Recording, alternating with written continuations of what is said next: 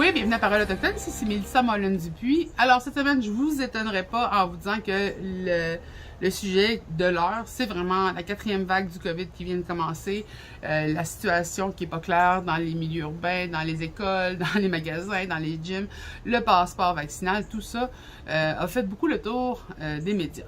Ce qui m'intéresse beaucoup, par exemple, c'est l'approche autour des communautés éloignées et la vulnérabilité, justement, de ces communautés-là face à la 4e vague de COVID. Il ne faut pas oublier que 3 premières vagues de COVID ont eu lieu. Ces vagues-là ont été vraiment pris d'assaut par les communautés pour protéger les aînés dans les communautés. Donc, il y a vraiment eu en place un système. On a fermé des fois les communautés, on les a rendues inaccessibles aux non-membres de la communauté. Donc, beaucoup d'efforts ont été mis en place. Mais bien sûr, cet été a été un peu l'été de l'espoir. Beaucoup de gens ont commencé à faire un peu moins attention, à se voir beaucoup plus. Et c'est là qu'on a vu une augmentation des cas de COVID lors d'événements justement communautaires, d'événements de rassemblement. Et une nouvelle en particulier m'a touchée, c'est une nouvelle du territoire du Nord-Ouest, un endroit où justement le COVID avait très peu comment on pourrait dire, de victimes. Eh bien, le premier décès a été enregistré, c'était un aîné de 92 ans de la nation Satou Dene. Il est décédé du COVID, premier cas justement territoire du Nord-Ouest, et c'était en allant à ce qu'on appelle un tournoi de jeux de main, qui est un tournoi de jeux traditionnel dans le Nord.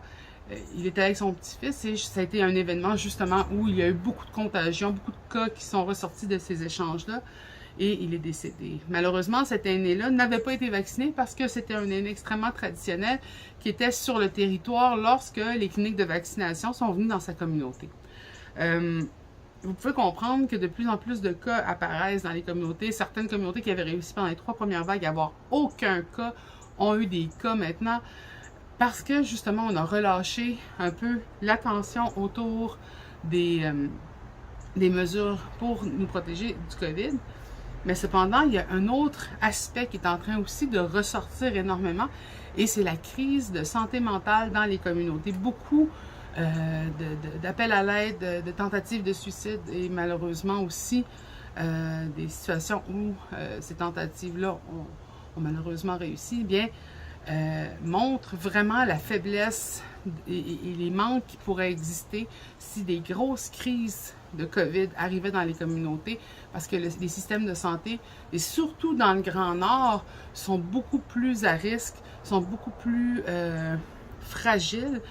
On parle d'hôpitaux qui sont sur le respirateur par manque de ressources et on comprendra que faire venir des ressources du Sud, ça demande beaucoup d'énergie, beaucoup d'argent aussi. Ça coûte plus cher que si on les fait venir à Montréal, par exemple. Donc, au cours des prochaines semaines, c'est sûr que j'ai un œil vraiment tourné vers les communautés, m'assurer qu'on n'oublie pas les communautés, surtout en période d'élection.